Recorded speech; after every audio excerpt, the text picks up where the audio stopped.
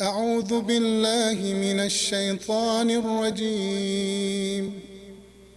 بسم الله الرحمن الرحيم. والمحصنات من النساء إلا ما ملكت أيمانكم كتاب الله عليكم، وأحل لكم ما وراء ذلكم أن تبتغوا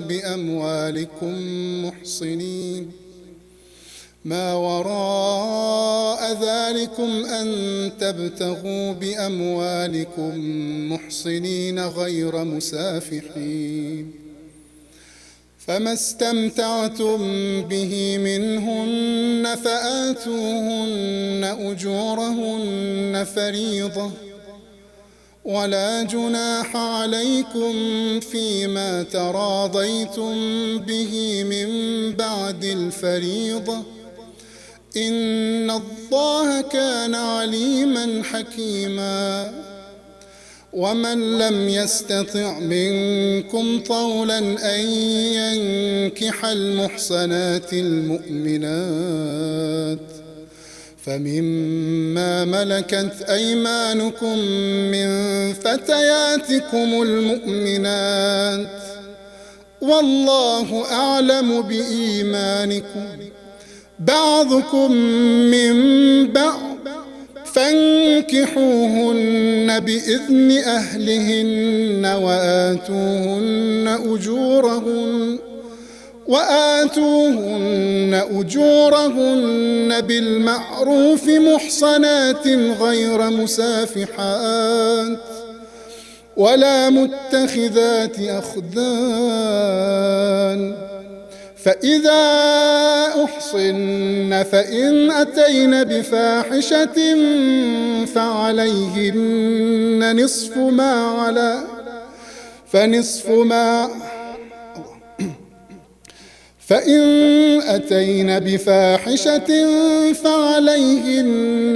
ما على المحصنات من العذاب، ذلك لمن خشي العنة منكم، وأن تصبروا خير لكم، والله غفور رحيم. يريد الله ليبين لكم ويهديكم سنن الذين من قبلكم ويتوب عليكم، والله عليم حكيم. والله يريد أن يتوب عليكم ويريد الذين يتبعون الشهوات أن تميلوا ميلا عظيما. يريد الله أن يخفف عنكم، وخلق الإنسان ضعيفا. يا أيها الذين آمنوا لا تأكلوا أموالكم بينكم بالباطل إلا أن تكون تجارة عن تراض منكم، ولا تقتلوا أنفسكم إن الله كان بكم رحيما. ومن يفعل ذلك عدوانا وظلما فسوف نصليه نارا، وكان ذلك على الله يسيرا. إن تجتنبوا كبائر ما تنهون عنه نكفر عنكم سيئاتكم وندخلكم مدخلا كريما.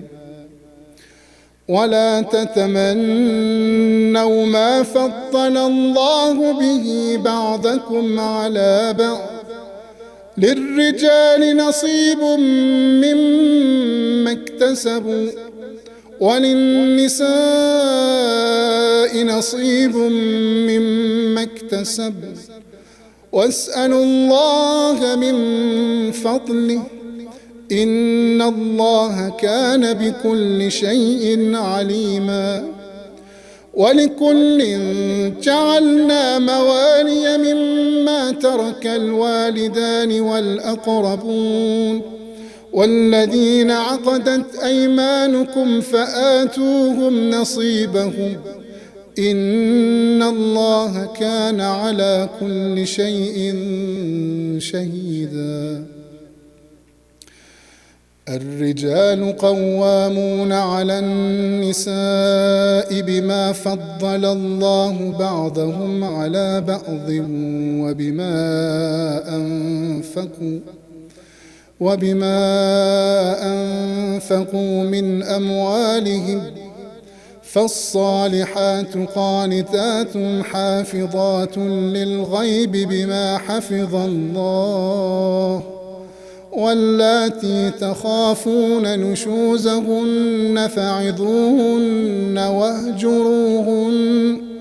واهجروهن في المضاجع واضربوهن فإن أطعنكم فلا تبغوا عليهن سبيلا إن الله كان عليا كبيرا. وإن خفتم شقاق بينهما فابعثوا حكما من أهله وحكما من أهلها إن يريدا إصلاحا يوفق الله بينهما إن الله كان عليما خبيرا. واعبدوا الله ولا تشركوا به شيئا وبالوالدين إحسانا وبذي القربى واليتامى والمساكين والجار ذي القربى والجار الجنب والصاحب بالجنب وابن السبيل وما ملكت أيمانكم إن الله لا يحب من كان مختالا فخورا. الذين يبخلون ويأمرون الناس بالبخل ويكتمون ما آتاهم الله من فضله وأعتدنا للكافرين عذابا مهينا. والذين ينفقون أموالهم رئاء الناس ولا يؤمنون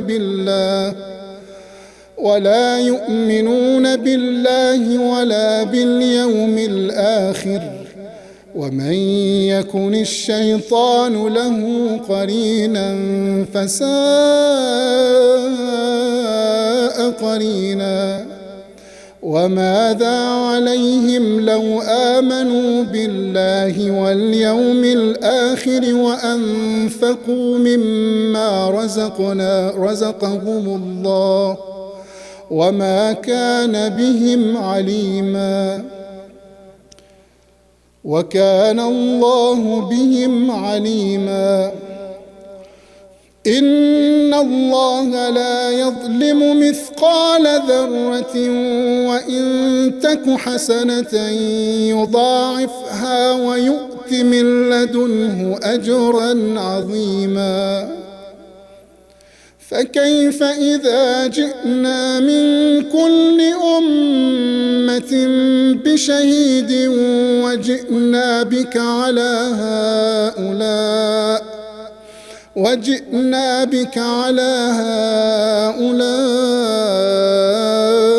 شهيدا. يومئذ يود الذين كفروا وعصوا الرسول لو تسوى بهم الأرض ولا يكتمون الله حديثا. يا أيها الذين آمنوا لا تقربوا الصلاة وأنتم سكارى حتى تعلموا ما تقولون ولا جنبا إلا عابري سبيل حتى تغتسلوا، وإن كنتم مرضى أو على سفر أو جاء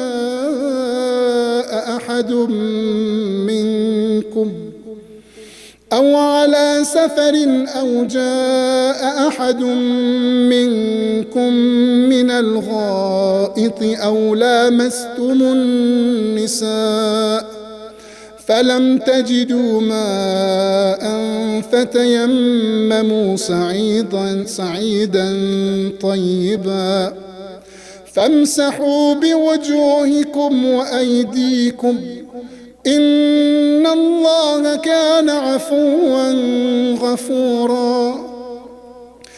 ألم تر إلى الذين أوتوا نصيبا من الكتاب يشترون الضلالة ويريدون أن تضلوا السبيل والله أعلم بأعدائكم وكفى بالله وليا وكفى بالله نصيرا. من الذين هادوا يحرفون الكلم عن مواضعه ويقولون سمعنا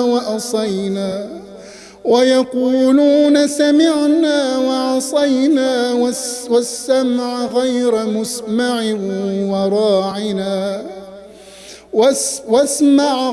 مسمع وراعنا ليا بألسنتهم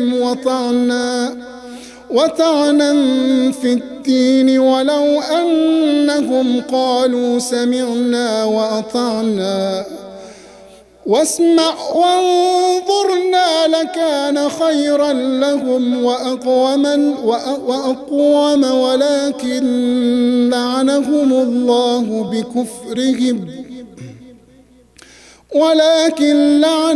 الله بكفرهم فلا يؤمنون إلا قليلا. يا أيها الذين أوتوا الكتاب آمنوا بما نزلنا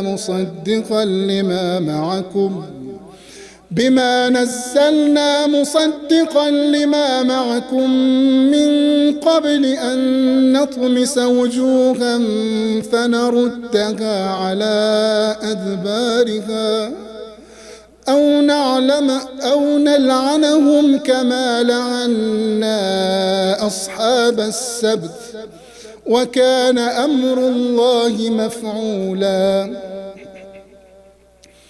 إن الله لا يغفر أن يشرك به ويغفر ما دون ذلك لمن يشاء ومن يشرك بالله فقد افترى إثما عظيما.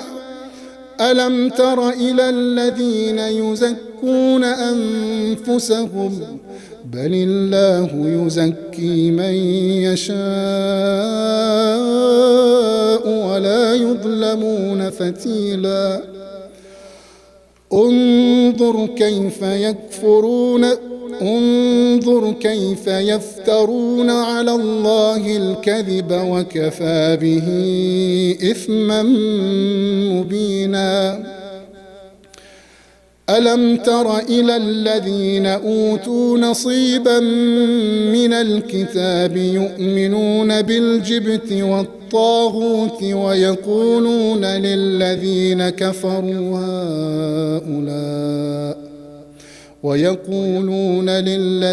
كفروا هؤلاء أهدى من الذين آمنوا سبيلا. أولئك الذين لعنهم الله ومن يلعن الله فلن تجد له نصيرا.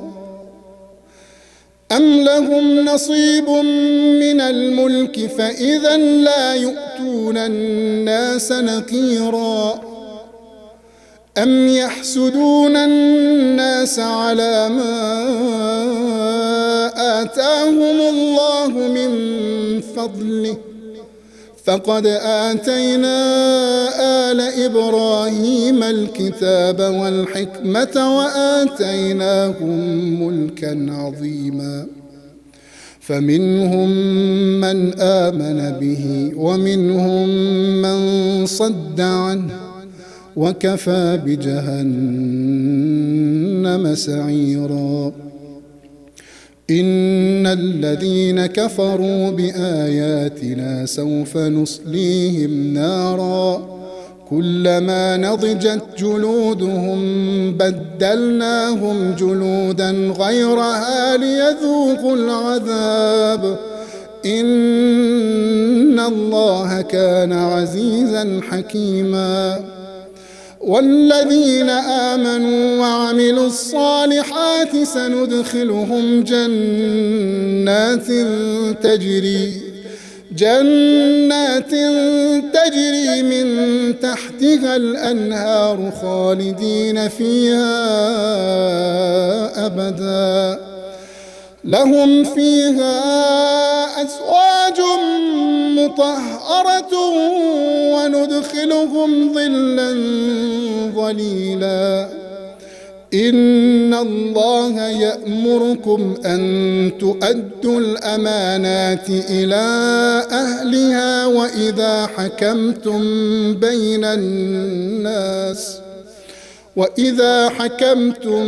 بين الناس أن تحكموا بالعدل إن الله نعم ما يعظكم به إن الله كان سميعا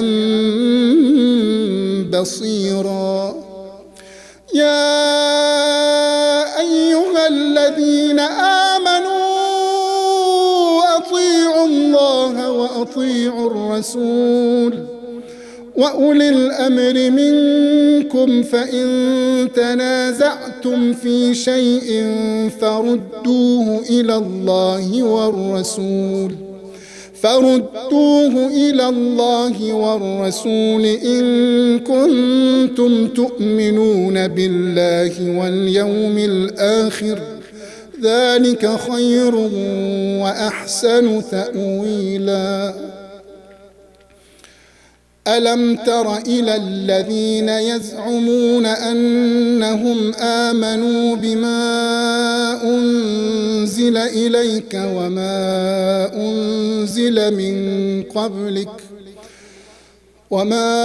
أنزل من قبلك يريدون أن يتحاكموا إلى الطاغوت وقد أمروا أن يكفروا به ويريد الشيطان أن يضلهم ضلالا بعيدا وإذا قيل لهم تعالوا إلى ما أنزل الله وإلى الرسول رأيت المنافقين يصدون عنك صدودا فكيف إذا أصابتهم مصيبة بما قدمت أيديهم ثم جاءوك يحلفون بالله إن أردنا إلا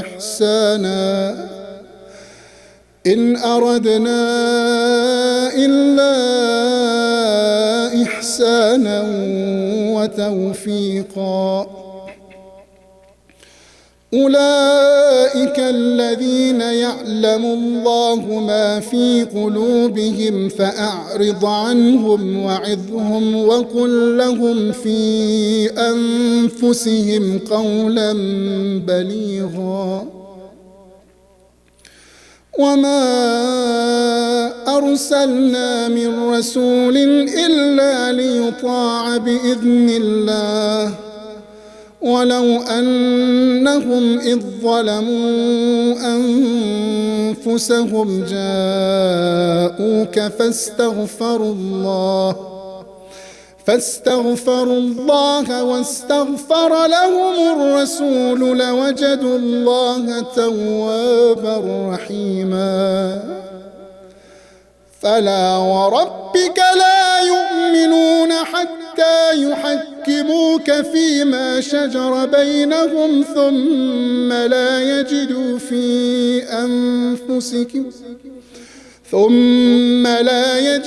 في أنفسهم حرجا مما قضيت ويسلموا تسليما. ولو أنا كتبنا عليهم أن اقتلوا أنفسكم أو اخرجوا من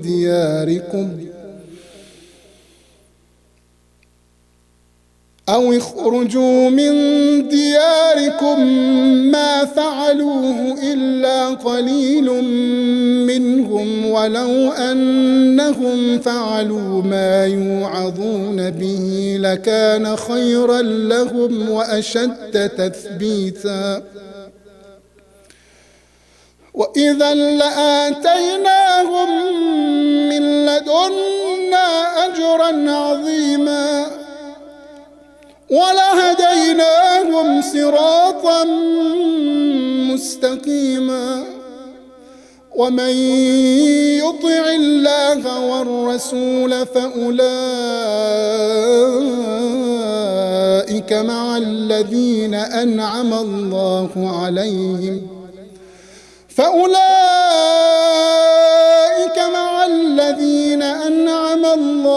عليهم من النبيين والصديقين والشهداء والصالحين وحسن أولئك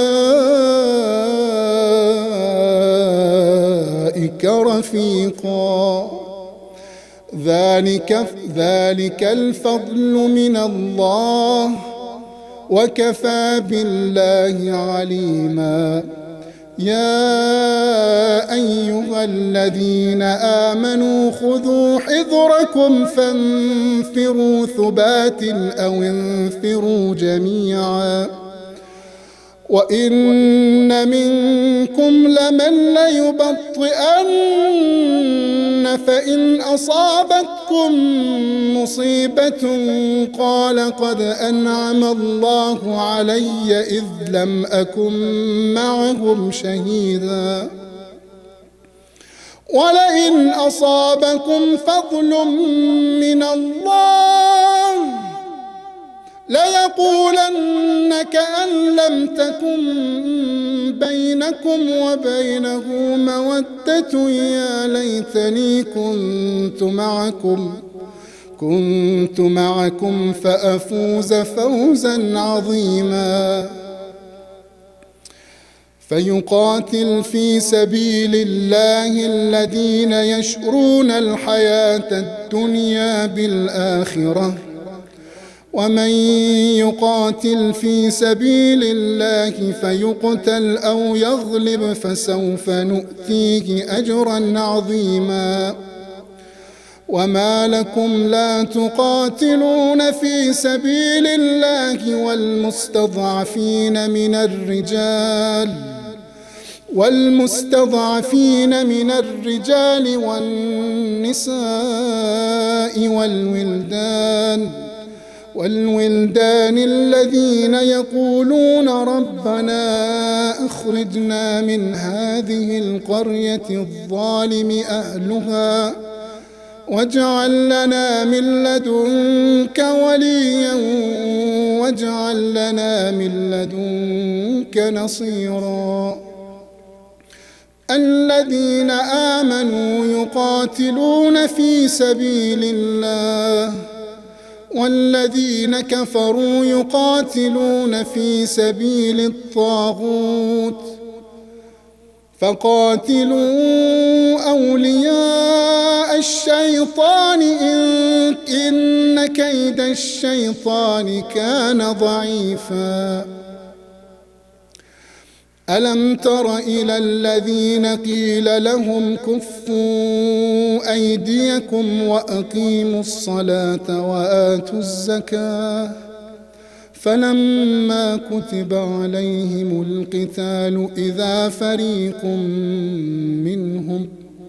يخشون الناس كخشية الله أو أشد خشية وقالوا ربنا لم كتبت علينا القتال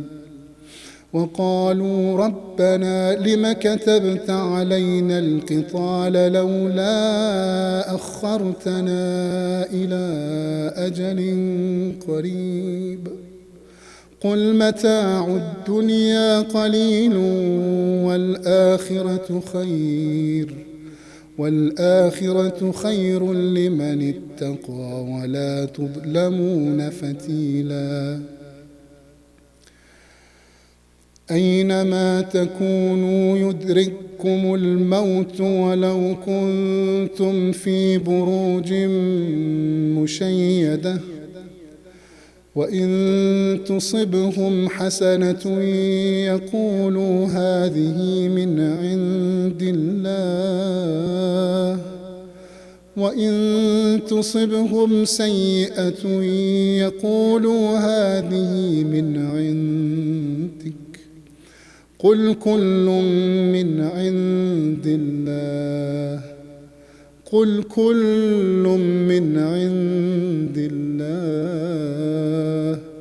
فما لهؤلاء القوم لا يكادون يفقهون حديثا ما أصابك من حسنة فمن الله وما أصابك من سيئة فمن نفسك وأرسلناك للناس رسولا وكفى بالله شهيدا من يطع الرسول فقد أطاع الله ومن تولى فما أرسلناك عليهم حفيظا ويقولون طاعة فإذا برزوا من عندك بيت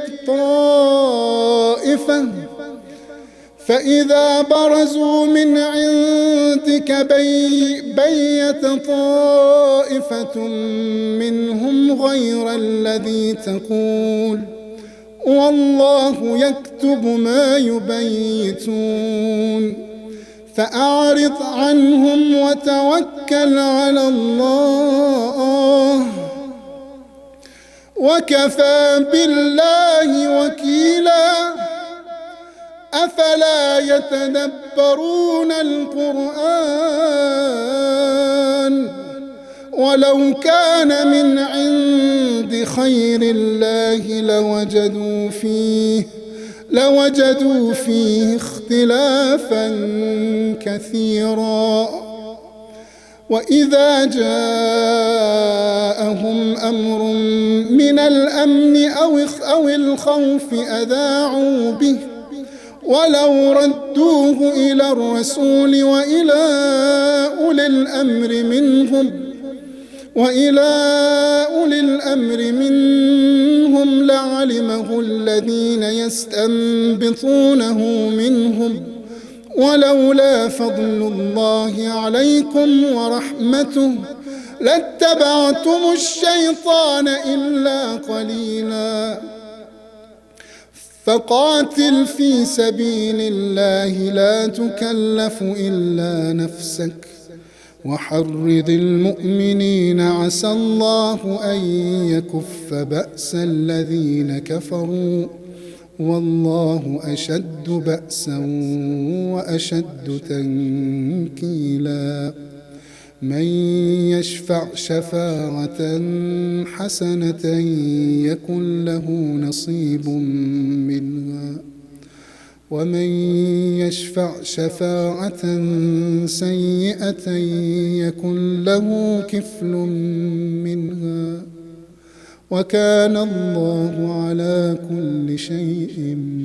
مقيتا وكان الله على كل شيء مقيتا وإذا حييتم بتحية فحيوا بأحسن منها أو ردوها إن الله كان على كل شيء حسيبا. أعوذ بالله من الشيطان الرجيم. الله لا إله إلا هو ليجمعنكم إلى يوم القيامة لا ريب فيه ومن أصدق من الله حديثا. فما لكم في المنافقين فئتين والله أركسهم بما كسبوا أتريدون أن تهدوا من أضل الله ومن يضلل الله فلن تجد له سبيلا. ودوا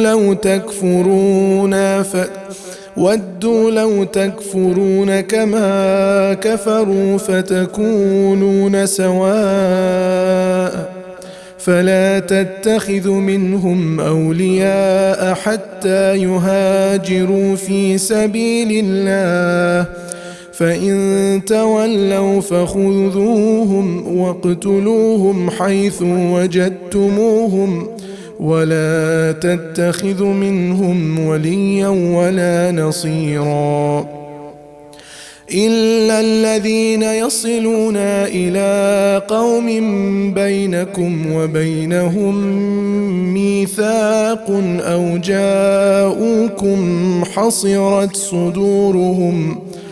حصرت صدورهم أن يقاتلوكم أو يقاتلوا قومهم ولو شاء الله لسلطهم عليكم فلقاتلوكم فإن اعتزلوكم فلم يقاتلوكم وألقوا إليكم السلم فما جعل الله لكم عليهم سبيلا. ستجدون آخرين يريدون أن يأمنوكم ويأمنوا قومهم كلما ردوا إلى الفتنة أركسوا فيها فإن لم يعتزلوكم ويلقوا إليكم السلم ويكفوا أيديكم فخذوهم واقتلوهم حيث ثقفتموهم وأولئكم جعلنا لكم عليهم سلطانا مبينا. وما كان لمؤمن أن يقتل مؤمنا إلا خطأ ومن قتل مؤمنا خطأ فتحرير رقبة مؤمنة ودية مسلمة إلى أهله إلا أن يصدقوا فإن كان من قوم عدو لكم وهو مؤمن فتحرير رقبة مؤمنة وإن كان من قوم بينكم وبينهم ميثاق فدية مسلمة إلى أهله وتحرير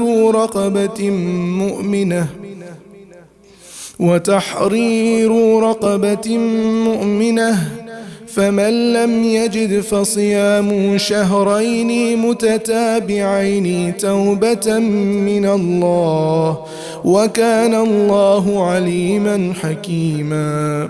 ومن يقتل مؤمنا متعمدا فجزاؤه جهنم خالدا فيها وغضب الله عليه ولعنه وأعد له عذابا عظيما. يا أيها الذين آمنوا إذا ضربتم في سبيل الله فتبينوا ولا تقولوا لمن ألقى إليكم السلام لست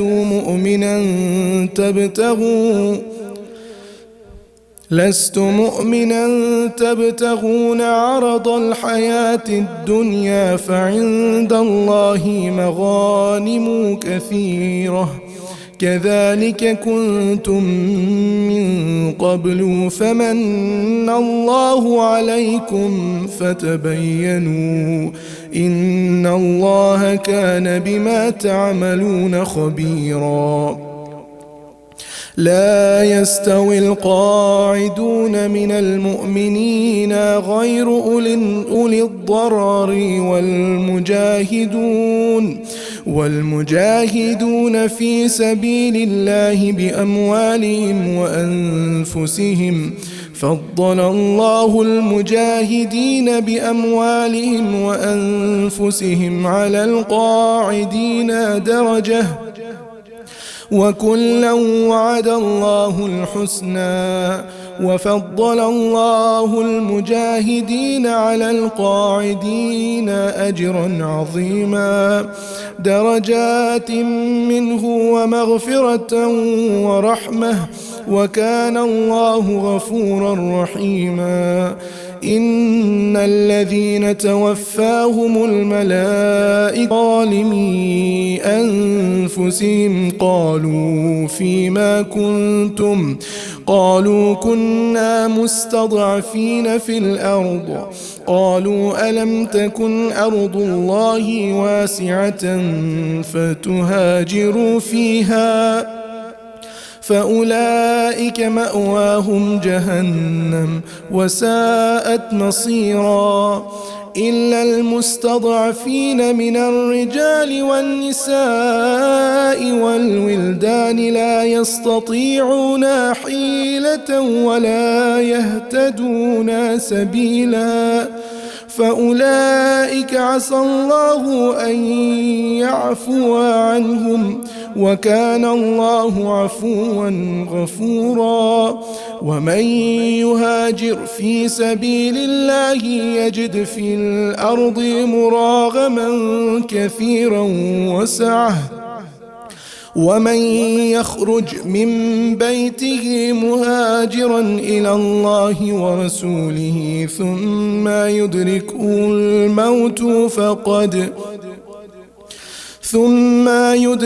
الموت فقد وقع أجره على الله وكان الله غفورا رحيما.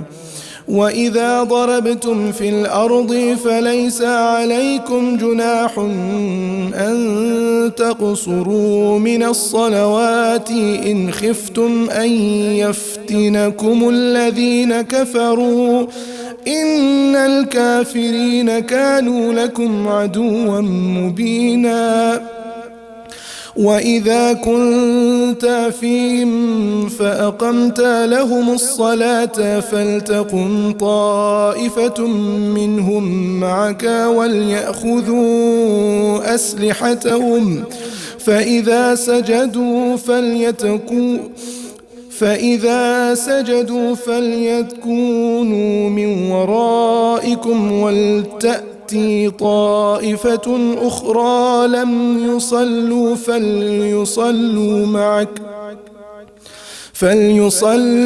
معك وليأخذوا حذرهم وأسلحتهم ود الذين كفروا لو تغفلون عن أسلحتكم وأمتعتكم فيميلون عليكم ميلة واحدة ولا جناح عليكم إن كان بكم أذى من مطر أو كنتم مرضى أن تضعوا ولا جناح عليكم إن كان بكم أذى من مطر أو كنتم مرضى أن تضعوا أسلحتكم وخذوا خذركم إن الله أعد للكافرين عذابا مهينا. فإذا قضيتم الصلاة فاذكروا الله قياما وقعودا وعلى جنوبكم فإذا اطمأننتم فأقيموا الصلاة إن الصلاة كانت على المؤمنين كتابا موقوتا. ولا تهنوا في ابتغاء القوم إن تكونوا تألمون فإنهم يألمون كما تألمون وترجون من الله ما لا يرجون وكان الله عليما حكيما. إنا أنزلنا إليك الكتاب بالحق لتحكم بين الناس بما أراك الله ولا تكن للخائنين خصيما. واستغفر الله إن الله كان غفورا رحيما. ولا تجادل عن الذين يختانون أنفسهم إن الله لا يحب من كان خوانا أثيما. يستخفون من الناس ولا يستخفون من الله وهو معهم إذ يبيتون ما لا يرضى من القول وكان الله بما يعملون محيطا. ها أنتم هؤلاء جادلتم عنهم في الحياة الدنيا فمن يجادل الله عنهم يوم القيامة أم من يكون عليهم وكيلا. ومن يعمل سوءا أو يظلم نفسه ثم يستغفر الله يجد الله غفورا رحيما. ومن يكسب إثما فإنما يكسبه على نفسه وكان الله عليما حكيما. ومن يكسب خطيئة أو إثما ثم يرمي به بريئا فقد احتمل بهتانا وإثما مبينا. ولولا فضل الله عليك ورحمته لأمت طائفة منهم أن يضلوك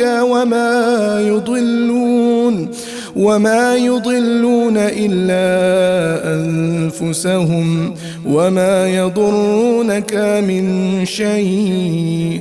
وأنزل الله عليك الكتاب والحكمة وعلمك ما لم تكن تعلم وكان فضل الله عليك عظيما. لا خير في كثير من نجواهم إلا من أمر بصدقة أو معروف أو إصلاح بين الناس ومن يفعل ذلك ابتغاء مرضات الله فسوف نؤتيه أجرا عظيما. ومن يشاقق الرسول من بعد ما تبين له الهدى ويتبع غير سبيل المؤمنين نوله ما تولى ونصبه جهنم وساءت مصيرا. إن الله لا يغفر أن يشرك به ويغفر ما دون ذلك لمن يشاء ومن يشرك بالله فقد ضل ضلالا بعيدا إن يدعون من دونه إلا إناثا وإن يدعون إلا شيطانا مريدا لعنه الله وقال لأتخذن من عبادك نصيبا إنهم فليبتكن آذان الأنعام ولآمرنهم فلا يغيرن خلق الله ومن يتخذ الشيطان وليا من دون الله فقد خسر خسرانا مبينا يعدهم ويمنيهم وما يعدهم الشيطان إلا غرورا أولئك مأواهم جهنم ولا يجدون عنها محيصا والذين آمنوا وعملوا الصالحات سندخلهم جنات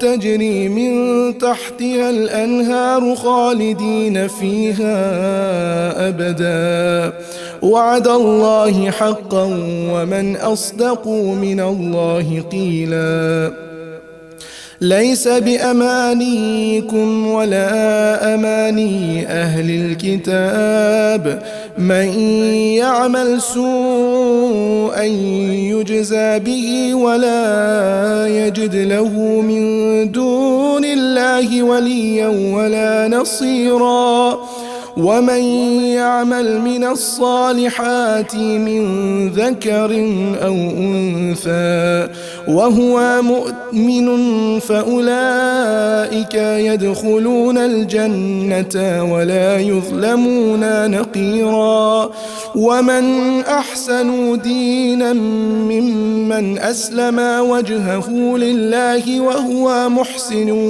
واتبع ملة إبراهيم حنيفا واتخذ الله إبراهيم خليلا ولله ما في السماوات وما في الأرض وكان الله بكل شيء محيطا ويستفتونك في النساء قل الله يفتيكم فيهن وما يتلى عليكم في الكتاب في يتامى النساء اللاتي لا تؤتونهن ما كتب لهن وترغبون أن تنكحوهن والمستضعفين من الولدان وأن تقوموا لليتامى بالقسط وما تفعلوا من خير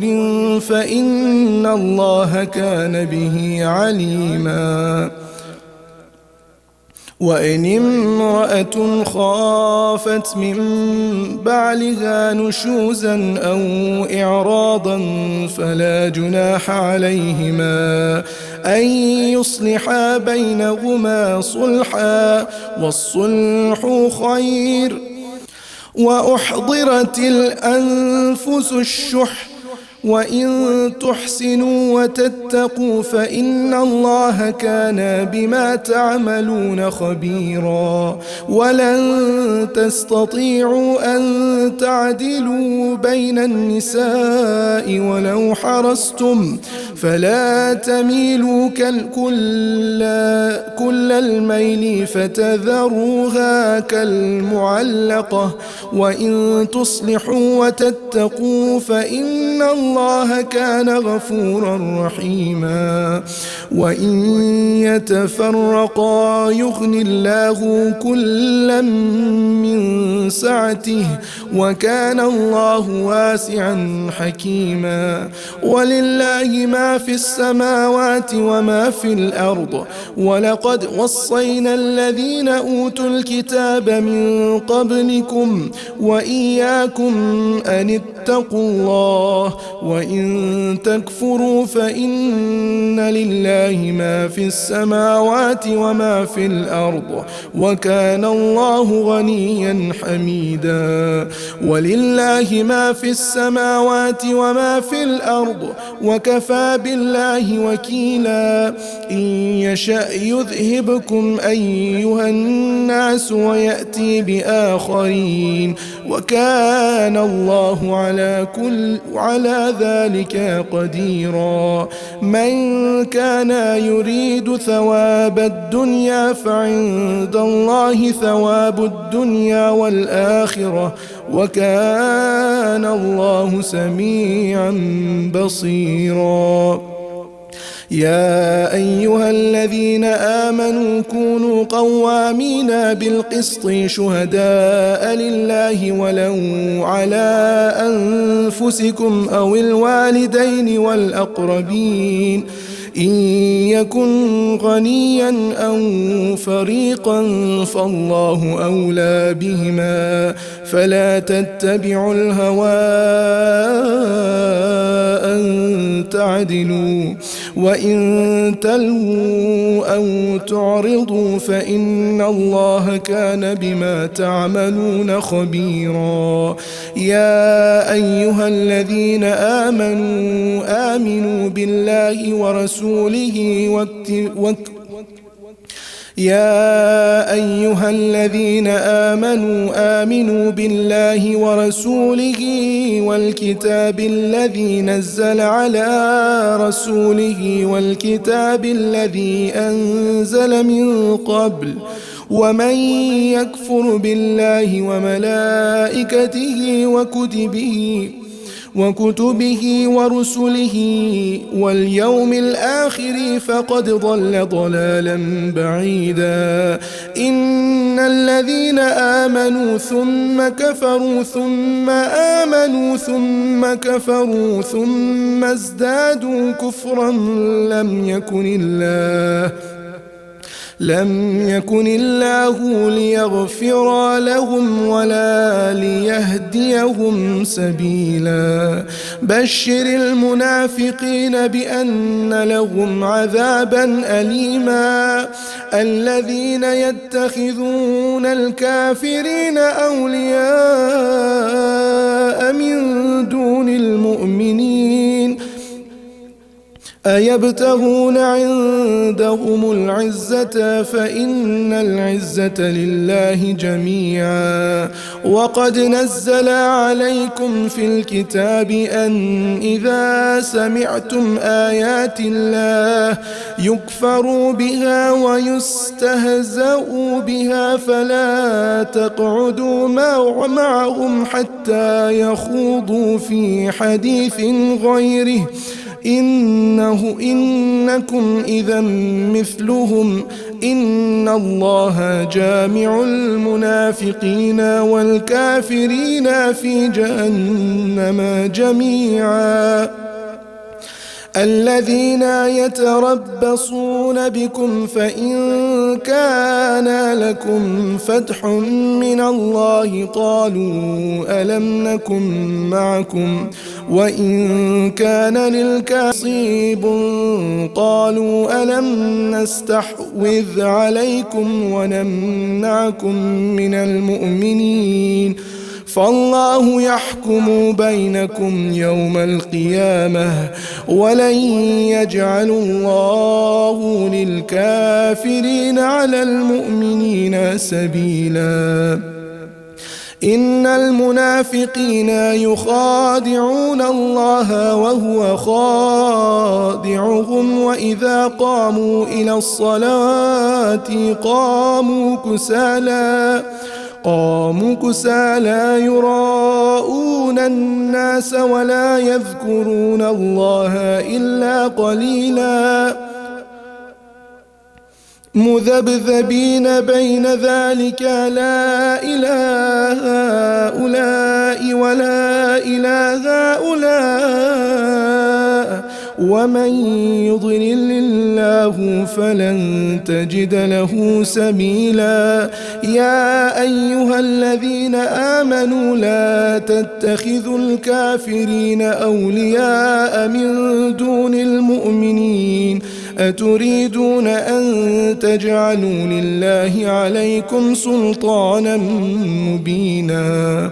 إن المنافقين في الدرك الأسفل من النار ولن تجد لهم نصيرا إلا الذين تابوا وأصلحوا واعتصموا بالله وأخلصوا دينهم لله فأولئك مع المؤمنين وسوف يؤتي الله المؤمنين أجرا عظيما. ما يفعل الله بعذابكم إن شكرتم وآمنتم وكان الله شاكرا عليما. صدق الله العلي العظيم.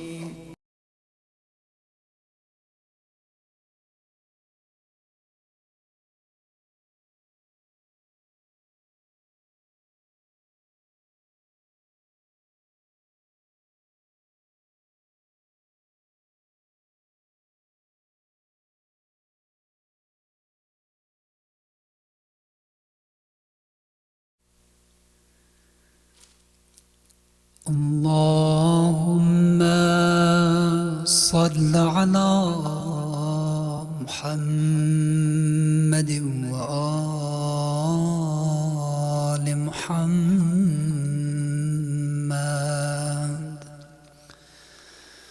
لا حول ولا قوة إلا بالله العلي العظيم. بسم الله الرحمن الرحيم.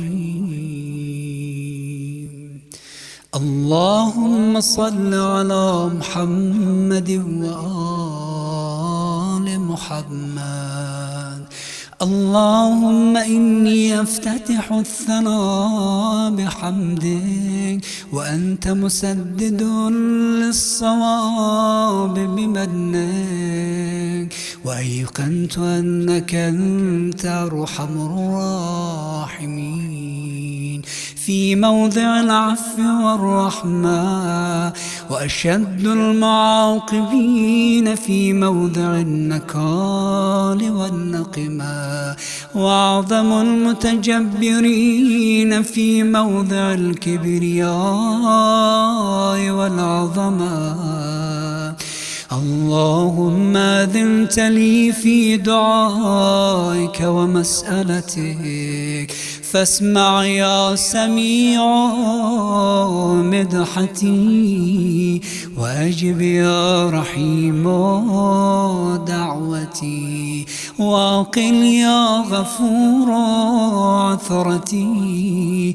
فكم يا إلهي من كربة قد فرجتها، وهموم قد كشفتها، وعثرة قد أقلتها، ورحمة قد نشرتها، وحلقة بلاء قد فككتها.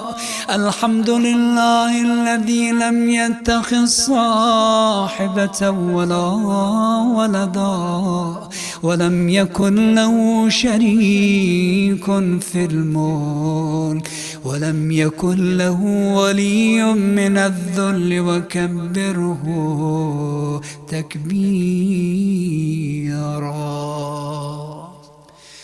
الحمد لله بجميع محامده كلها، على جميع نعمه كلها. الحمد لله الذي لا مضاد له في ملكه، ولا منازع له في أمره. الحمد لله الذي لا شريك له في خلقه، ولا شبيه له في عظمته. الحمد لله الفاشي في الخلق أمره وحمده، الظاهر بالكرم مجده، الباسط بالجود يده، الذي لا تنقص خزائنه ولا تزيد كثرة العطاء إلا جودا وكرما. إنه هو العزيز الوهاب. اللهم إني أسألك قليلا من كثير، مع حاجة بي إليه عظيمة، وغناك عنه قديم، وهو عندي كثير، وهو عليك سهل يسير.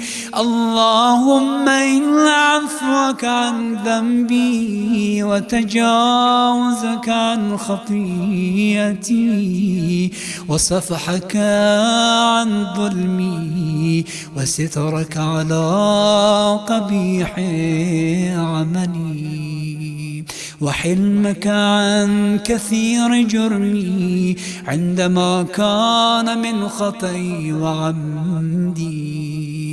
أطمعني في أن أسألك ما لا أستوجبه منك، الذي رزقتني من رحمتك وأريتني من قدرتك وعرفتني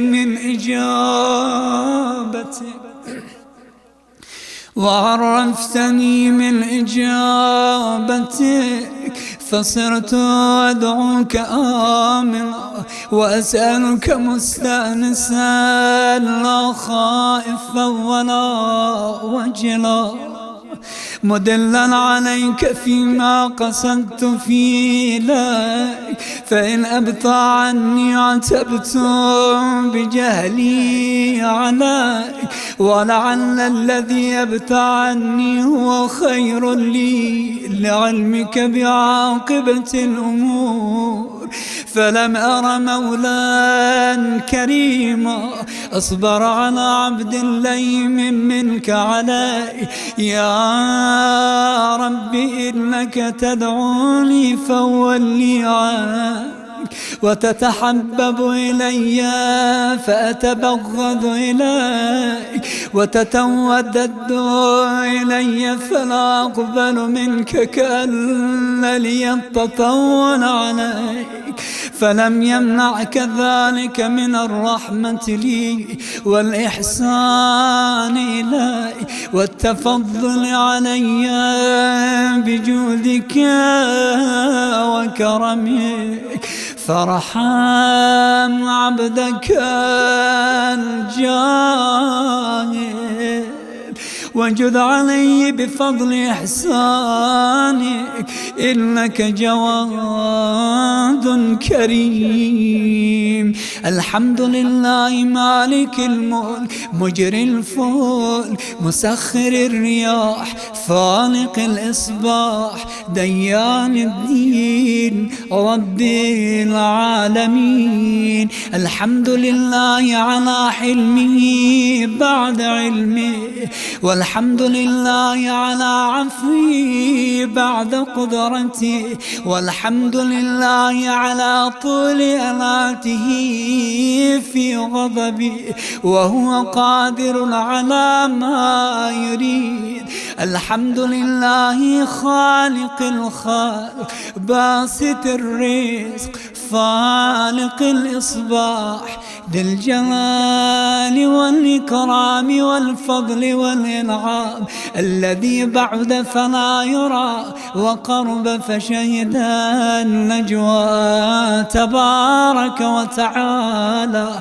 الحمد لله الذي ليس له منازع يعادل ولا شبيه يشاكل ولا ضير يعاضد، قهر بعزته الأعزاء وتواضع لعبده عظمته العظمى فبلغ بقدرته ما يشاء.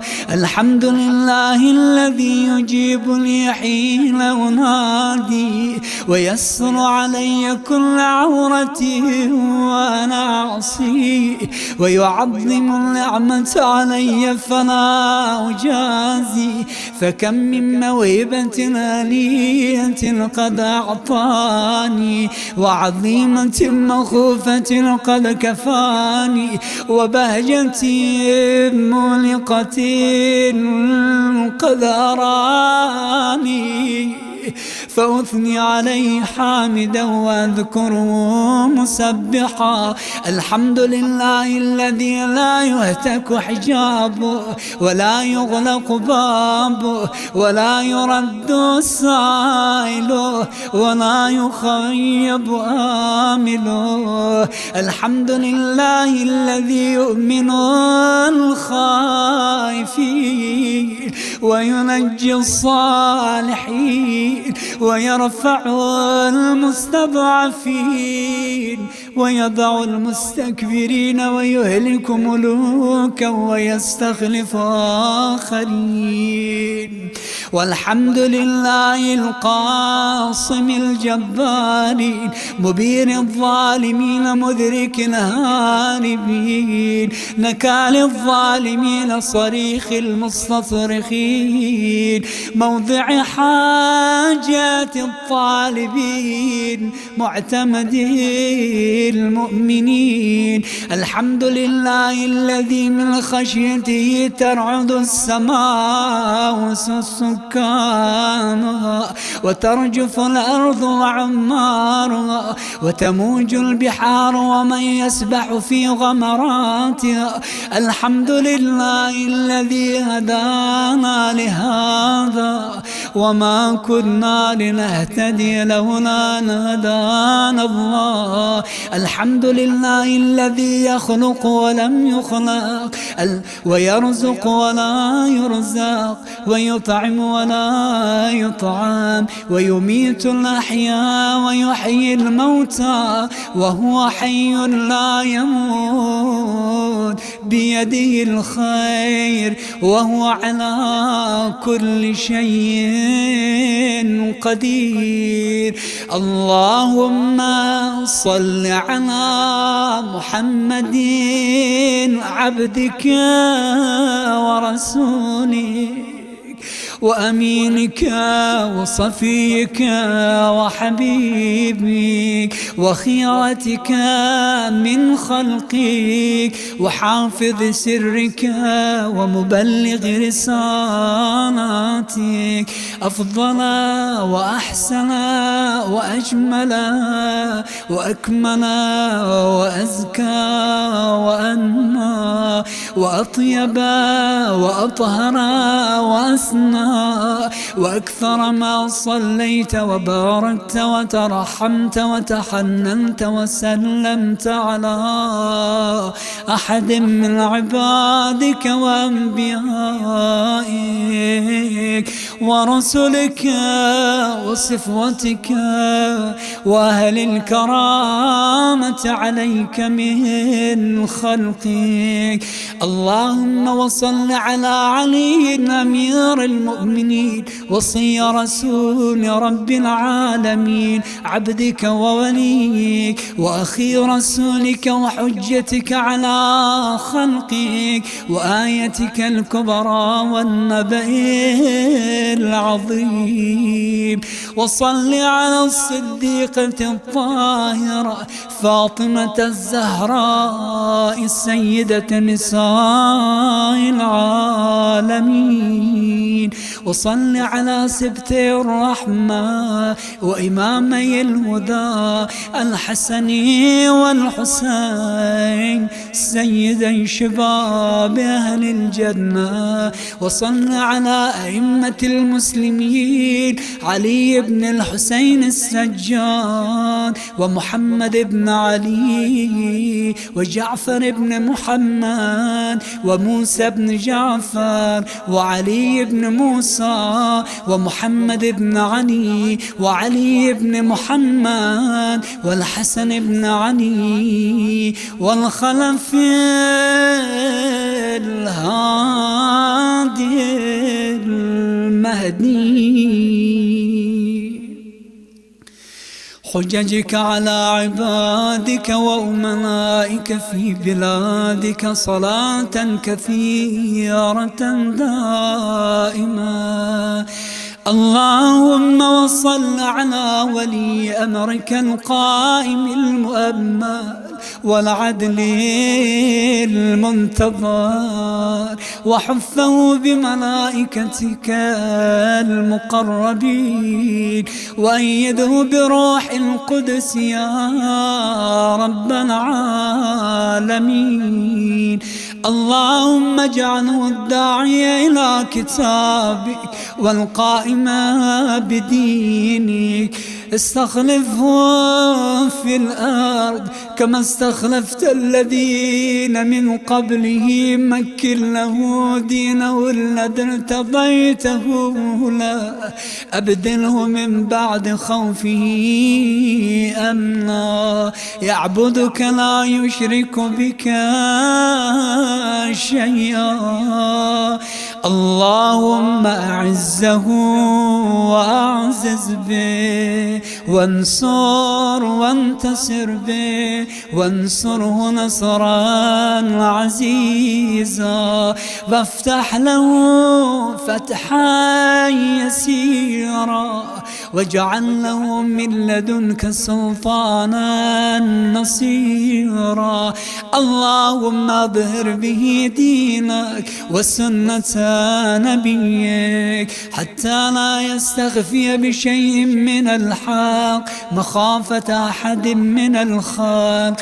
اللهم إنا نرغب إليك في دولة كريمة تعز بها الإسلام وأهله وتذل بها النفاق وأهله وتجعلنا فيها من الدعاة إلى طاعتك والقادة إلى سبيلك وترزقنا بها كرامة الدنيا والآخرة. اللهم ما عرفتنا من الحق فحملنا وما قصرنا عنه فبلغنا. اللهم المم به شعثنا وشعب به صدعنا وارتق به فتقنا وكثر به خلتنا وعزز به ذلتنا واغن به عائلنا واقض به عن مغرمنا واجبر به فقرنا وسد به خلتنا ويسر به عسرنا وبيض به وجوهنا وفك به أسرنا وأنجح به طلبتنا وأنجز به مواعيدنا واستجب به دعوتنا وأعطنا به سؤلنا وبلغنا به من الدنيا والآخرة آمالنا وأعطنا به فوق رغبتنا يا خير المسؤولين وأوسع المعطين. اشف بي صدورنا واذهب بي غيظ قلوبنا واهدنا بي لما اختلف فيه من الحق بإذنك. إنك تهدي من تشاء إلى صراط مستقيم وانصرنا به على عدوك وعدونا. إله الحق آمين. اللهم إنا نشكو إليك فقد نبينا صلواتك عليه وآله، وغيبة ولينا، وكثرة عدونا، وقلة عددنا، وشدة الفتن بنا، وتظاهر الزمان علينا. فصل على محمد وآله، وأعنا على ذلك بفتح منك تعجل، وبذر تكشف، ونصر تعز، وسلطان حق تظهر، ورحمة منك تجللنا، وعافية منك تلبسنا، برحمتك يا أرحم الراحمين.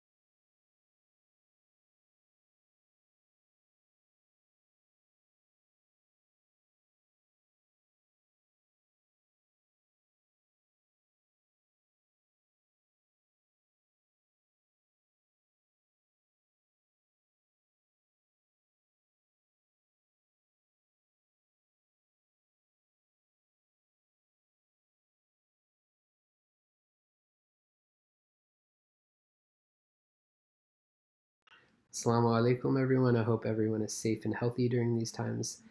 We know this month of Ramadan has been unique for several reasons, but are very excited that all of you are joining us online to bring a little bit of that community spirit that we have during the month of Ramadan online and sharing it together. So just a few announcements before we invite our speaker up tonight. I wanted to go over the schedule for the following nights. So we'll be having a children's program from 5:30 to 6.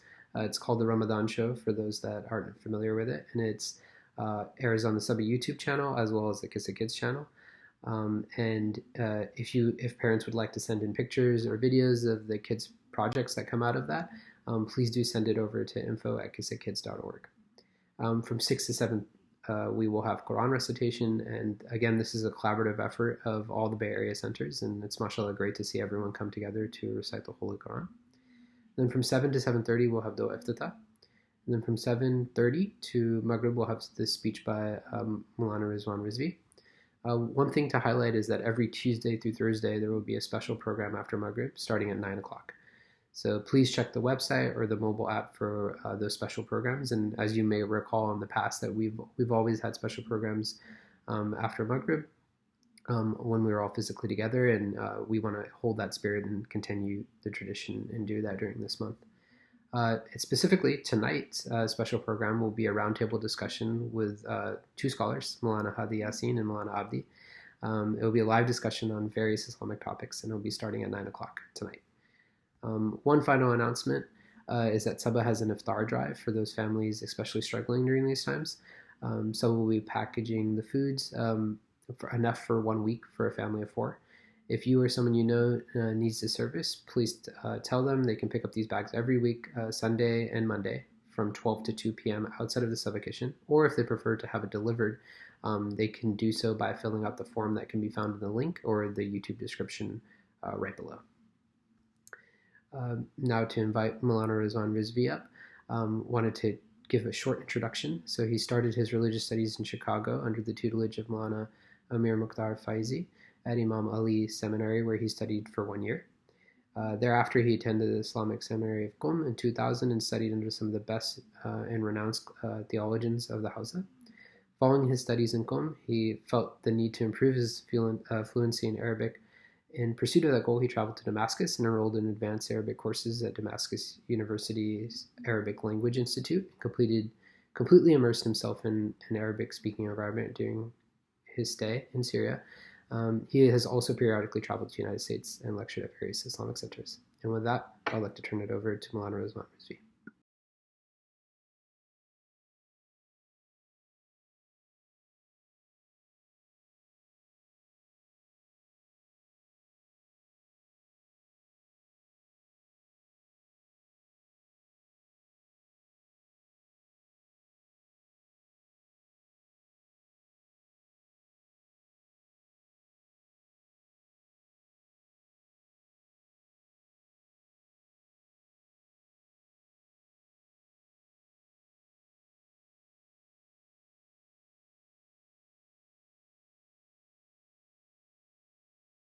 أعوذ بالله من الشيطان الرجيم بسم الله الرحمن الرحيم الحمد لله رب العالمين الصلاة والسلام على أشرف الأنبياء والمرسلين خاتم النبيين بالقاسم محمد وأهل بيته الطيبين الطاهرين المعصومين الذين أذهب الله عنهم الرجس وطهرهم تطهيرا أما بعد فقد قال الله تبارك وتعالى وقوله الحق وهو أصدق القائلين بسم الله الرحمن الرحيم نون والقرآن الكريم نون والقلم وما يسترون ما أنت بنعمة ربك بمجنون إن لك لأجرا غير ممنون وإنك لعلى خلق عظيم صدق الله العلي العظيم. السلام عليكم ورحمة الله وبركاته. This is the third speech in this series of speeches in this blessed month of Ramadan. I'm grateful to all of you for tuning in these strange days during this pandemic, when we are celebrating the month of Ramadan in a very unusual manner, in a very unusual fashion. But nonetheless, this is, I guess, for the best of us, and ihtiyat and prevention is better than feeling sorry by not taking care of ourselves. If you remember and recall the discussion that we've been having for the last couple of nights, primarily has been surrounding around namaz and as well as Quran. So last night when I was making that reference, and towards the end I did make in reference to this salat and how this concept of itminan qalb, that Allah subhanahu wa ta'ala, when we read this ayat which says ala bi dhikrillahi tatma'innul qulub, and when I had initially recited this ayat in the first night from Surah Fajr, ya ayyatuhan nafsul mutma'inna, so we asked Allah subhanahu wa ta'ala, oh Allah, you are the one who is telling us to have itminan qalb. How is it that we can go ahead and adopt that itminan? How do we become mutma'in and have this satisfaction of hearts? So we refer to the hadith, we refer to the ayat which does the tafsir of this other ayat from Quran, which says, "Ala bi dhikrillahi tatma'innul qulub." That indeed, with the remembrance of Allah subhanahu wa taala, the hearts are satisfied and they are at ease. And then further explanation and elaboration showed us that Aqim as-salata li dhikri. Oh Allah, how do we do your dhikr? What is the best way of doing the dhikr of Allah? He mentions Aqim as-salata li dhikri. Establish the prayer so that you may be able to perform my dhikr. So all of these are in reference to that how insan can attain that tranquility, how insan can attain that itminan which we're all after and which we're all looking for. But once again, we can't abandon this book of Allah subhanahu wa ta'ala. This book of Allah subhanahu wa ta'ala, which is a blessed book, which is revealed in this holy month of Ramadan, as the reference is made in numerous occasions in Surah Dukhan as well as in Surah Qadr, Inna anzalnahu fi laylatin mubarakah in Surah Dukhan, and Inna anzalnahu fi laylatil Qadr in Surah Inna anzalna in Surah Qadr. Both of these references in reference to how Quran is revealed. From this we understand that Allah subhanahu wa ta'ala wants us to hold this Quran dear. Allah subhanahu wa ta'ala wants us to make sure that this Quran is not something which is put into the topmost shelf and we barely touch it, we barely open it, we barely use it. It's only used, for example, when someone dies, unfortunately. It's only used, for example, when we have to recite Surah Yasin from it. It's only used, for example, when someone is departing or someone is going on some sort of journey, for example. It's only used when we are, for example, visiting the graveyards. No. And this Quran is put on top shelf where it gathers a lot of dust on top of it. This is where we need to be cognizant of the fact that how important this Quran is, not only from the aspect of its recitation, but also from the aspect of understanding this Quran. With that said, a lot of time, there are ayat in this Quran which could be questionable to our minds. And there were people in times who have tried to prove the fact that Quran, there's so much contradiction that exists here.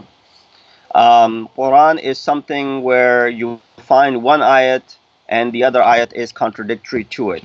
There's so much in reference to this idea how Quran could be contradictory as far as this ayat are concerned. And the reason is because we are thinking about this Quran from our angle. We're looking at this Quran from the perspective that this Quran is revealed in a way, and we're reading the ayat of this Quran and we are comparing it, and in our little minds it seems as if this Quran is going these ayat are against each other. And I'll give you some of those examples. You might be wondering as to where is he leading to and what are the examples that are actually available.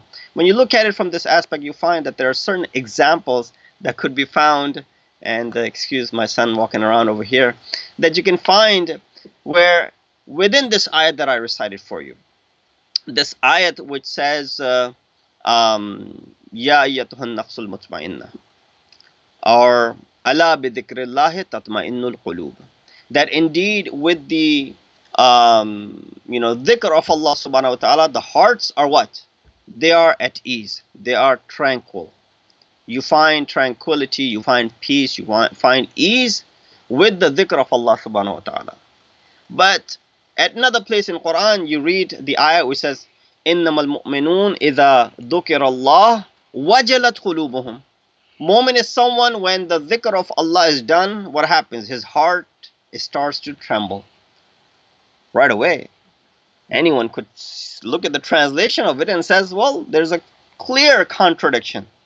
That at one place Allah is saying, do my dhikr, so you may be at what? Peace. At another place Allah subhanahu wa ta'ala is saying, do my dhikr, and those who do my dhikr, their hearts start to tremble. I know this much. Being at ease is different than being what? Muztar, and having your heart trembling. When does your heart tremble? When is your heart shaking? When you're scared, when you're afraid. When is your heart at ease? when you're at the comfort of your, for example, home. Nothing is bothering you. So when you put these two ayat together, and both of them are ayat of Quran, you can look it up. These days, it should not be a difficult job for someone to look up an ayat of Quran. There's so many websites that are available. I'll recommend a few as well. I'm sure you're already using some of these websites. Tanzil.net, for example. You just go ahead and write the ayat, and there you go. It gives you the reference where this ayat is in Quran. So you can look up both of these ayat. One says, "Ala bi dhikrillahi tatma'innul qulub." That is something which all of you have heard many times, so you don't have any issues with that one. The other one, probably in Surah Anfal, says, "Innamal mu'minun idha dhukira Allah wajalat qulubuhum." That when Allah is mentioned, their hearts shake. But the point is, both are doing the dhikr of Allah. One's outcome is what? Ease. The other's outcome is what? Being afraid. Heart is shaking and trembling. When you put these two together, anyone can say that is what? There's major contradiction. How can one thing lead to one effect and the same thing lead to an opposite effect? Well, when you put it this way, you start thinking that there is a possibility. But I'll explain with some examples, both for our kids as well as for our adults. For the kids, when you are, let's say, visiting your center, inshallah, when this whole pandemic is over and you can go back to your center again and you can be with your friends again and you can be in that gathering of the people that you are used to being around, and you can enjoy the company of all of your friends and play with them and study and attend the programs. Inshallah, soon that'll happen. But until then, obviously, we are resorting to this virtual meetings. But when you are with them, for example, and let's say there's a child, who walked from his house with his father. Now, after the program ends, usually our programs end late, So right now you're tuning into the program, around 7:30ish your time. But usually, if we were doing this program in normal circumstances, you will actually be making your way to the center. At least that's how we do it here in the East Coast.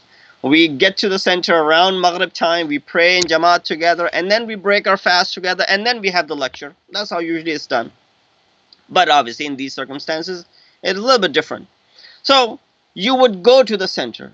Let's say someone who lives very close to the masjid, and they actually walk to the masjid. They don't drive to the masjid. Why waste? Allah does not like, innahu la yuhibbul musrifin. So Allah does not like those who waste and squander. Whether it comes to wealth, whether it comes to, food, whether it comes to anything. That's itself is another discussion. So they walk to the masjid. Very good. When it gets dark, walking back in the dark could be what? Sometime tough. But a child, let's say the age of 4 or 5-year-old, not even that old, is walking back home with his father, holding on to his father's hand as he's walking back home. Let's say they walk by this dark alley, this dark street. Their house is only a few minutes away, but they have to go through these dark streets. It is possible that the father might be scared at night time. Because of what? Because of the fact that, there could be someone out there. There could be someone, waiting to ambush us. Someone mugs us on the way. Someone attacks us. Or maybe there might be some animal on the street, right? Anything could happen. So father is a little bit scared. But do you think the same fear is in the heart of the child? No, absolutely not. The child is holding on to the hand of someone who has absolute trust in. Left or right, doesn't care what's happening. He's holding on to the hand of his father, and he's got that trust that nothing could bother me, nothing could harm me. I'm holding on to someone I can rely upon. So that's one example. The child is at ease, but the father might be scared. Now look at another scenario. The same child and the same father, just before they left, the child did something mischievous at the center, and it caught the attention of others. And father was summoned and said, look, your son did this. Make sure that you keep your son with you all the time. We make this announcements all the time. Kids running around, causing a mess, whatnot. Please keep your kids with you. Now, the kid, this child, he's, he was caught doing something. Now he's walking back with his father. The same father, the same son, the same child. But at this point, this child, his heart is trembling because he's afraid that my father is going to go back home and he's going to punish me. He's going to do something. He's going to tell me that you're not coming with me again, or you're not going to play with your friends again. You're not going to get to watch TV, for example. You're not going to get to use gadget, for example. You're not going to get to do this or that, for example.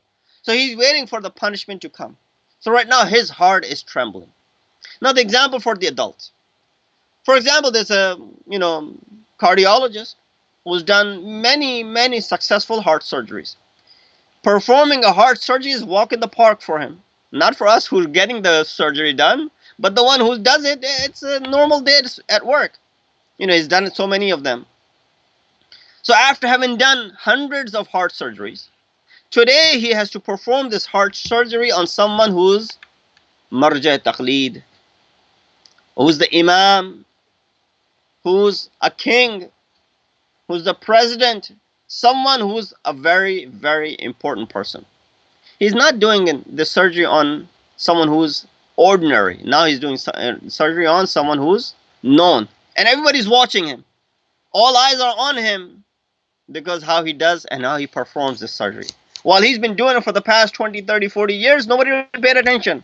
But this one surgery that he does, every eye is on him. What does that add to? That adds to pressure. The same cardiologist who's done hundreds of successful heart surgeries, now his hands are shaking. So see how scenarios could change where a person would feel at ease, go to work, walk in the park for him, doing the heart surgery. He doesn't really worry much about it. How nonchalant and casual some of these cardiologists, these doctors are when you walk into their office, as if it's not a big deal. They make it feel like it's not a big deal. But that one day when he has to do the surgery on someone important, it becomes that big deal. So here the ayat one says, "Ala bi dhikrillahi tatma'innul qulub." And at another place the same ayat says what? It says, "Innamal mu'minun idha dhukirallahu wajilat qulubuhum." Mu'min is someone when Allah is remembered, their hearts start to shake. This is where we understand that both of these scenarios are possible. It is possible the heart of this mu'min which is shaking is not out of the fear of punishment from Allah subhanahu wa ta'ala.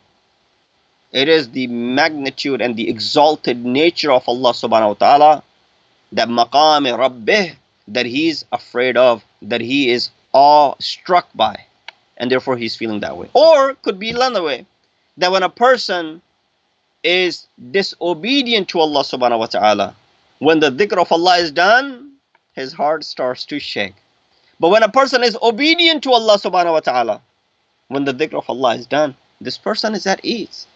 When you have done something good, when you have helped someone out, when you have run a successful, for example, food drive, you've helped out so many orphans, do you feel sad, depressed, or you feel good from inside? You feel depressed by looking at the situation of those people, but you feel proud inside and feel good inside. That feeling, you see that both feelings are there.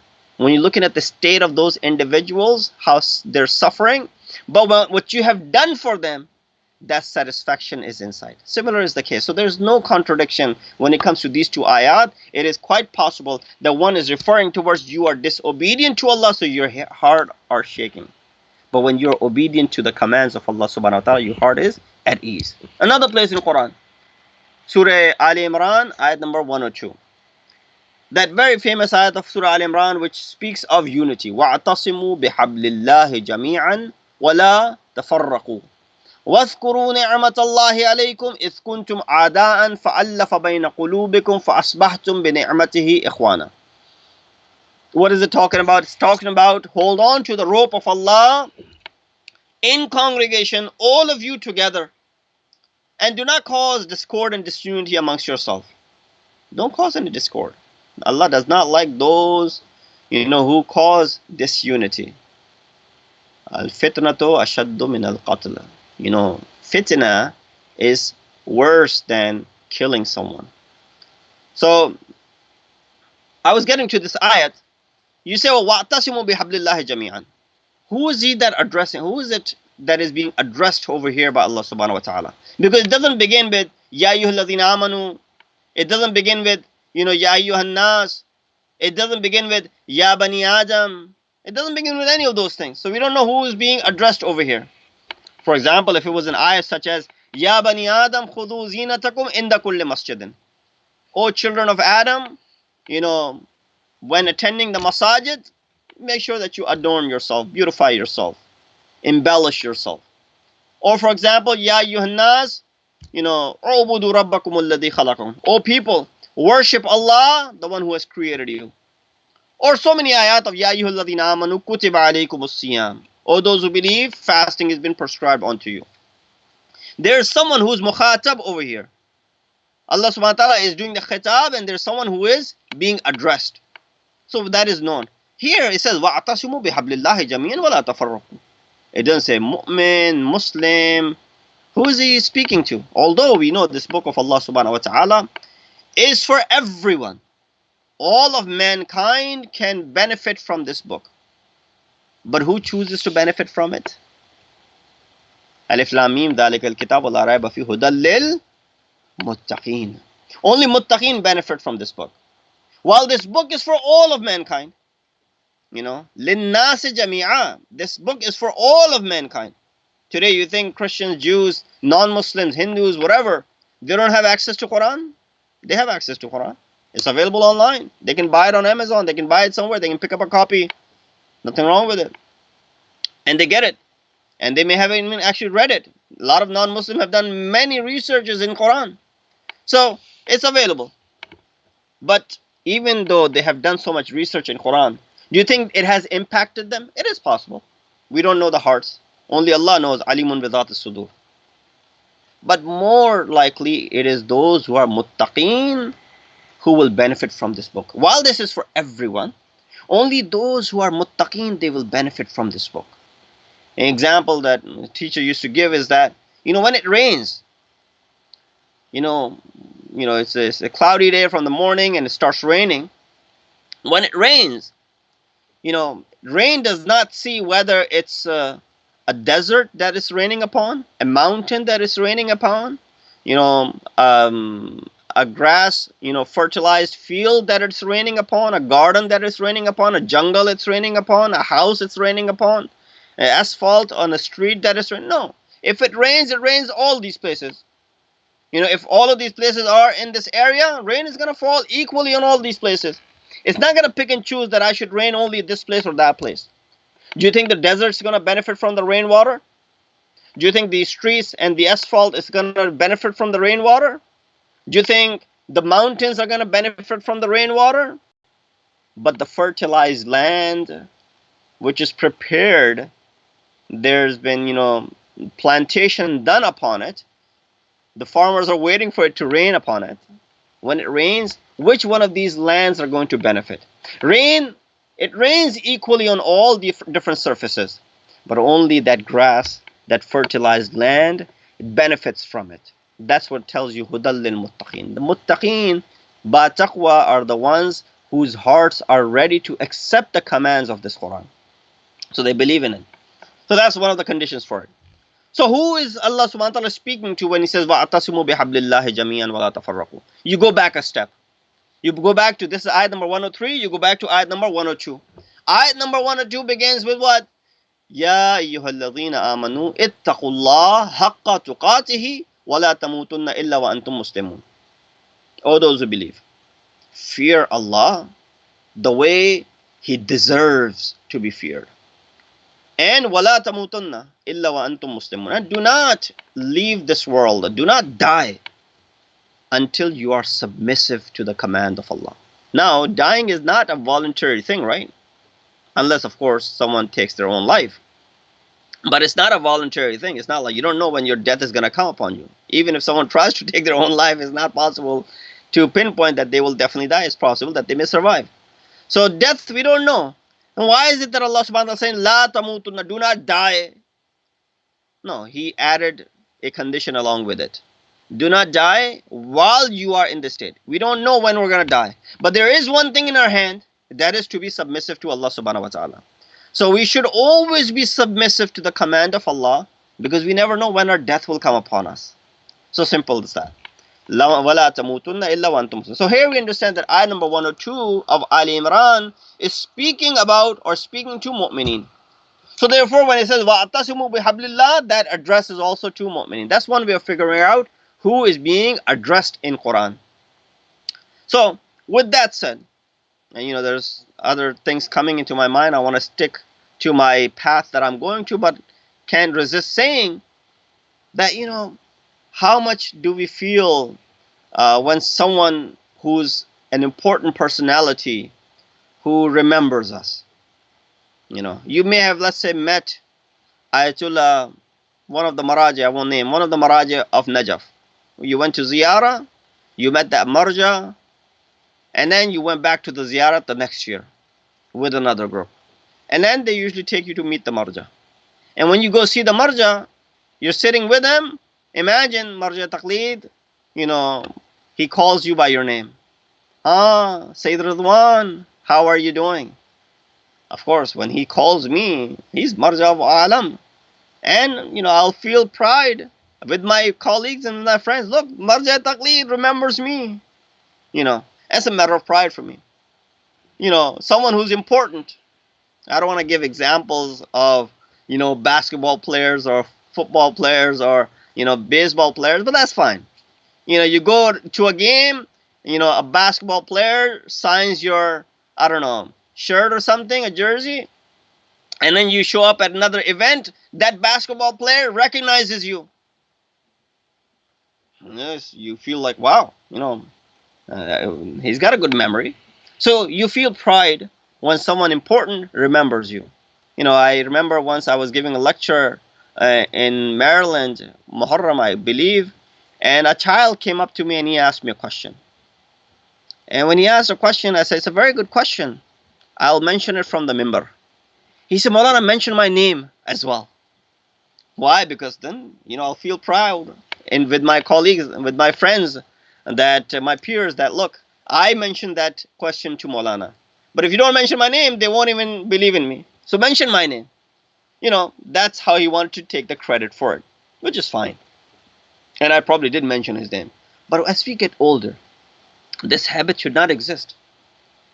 That we feel pride when so-and-so remembers us. Here, Allah subhanahu wa ta'ala is calling us by our name. When He says in this month of Ramadan, Ya ayyuhal ladhina amanu, kutiba alaykumus siyam. O those who believe, fasting is prescribed on you. Our sixth Imam, Imam Ja'far as-Sadiq alayhi wasalam, he said, fasting is a difficult task. You can't show off while you're fasting. Well, you can say, well, by the way, I'm fasting, But there isn't really much showing off of it, because you're either fasting or you're not fasting. And if you're fasting, then really isn't worth showing off, because you're depriving yourself of all of those things. And then on top of that, you show off, do re'akari to make your action null and void. So it's a tough, it's a tough ibadat. Salat may not be tough. Giving khums and zakat may not be tough. Hajj is tough. But fast, which is, Hajj, not everybody performs it. But fasting is something which everybody performs almost, unless there's some sort of illness or whatever. Therefore, it's one of the most difficult of the ibadat, because you deprive yourself. Not easy to deprive yourself. Some of your friends, when you tell them that you don't eat for 15, 16 hours, they can't even believe you. It's like, no way, that's not even possible. You're joking us. Sixth Imam says, Lazzatun ma fin nida'i azala ta'abal. The lazzat that there is in the call of Allah subhanahu wa ta'ala, it removes azala ta'abal ina, it removes all the difficulties of this ibadat. This ibadat is very difficult, but the way Allah calls upon us, it removes all the difficulty. He speaks to us in a compassionate way.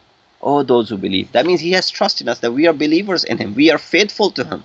So that is a lazzatun ma fin nidaya. That lazzat, that is there in the nida of Allah subhanahu wa ta'ala, it removes all the difficulty that there is as far as this ibadah is concerned. So Allah is calling upon you. Ya ayyuhalladhina amanu ittaqullaha haqqa tuqatihi. Going back to our point, the contradictions.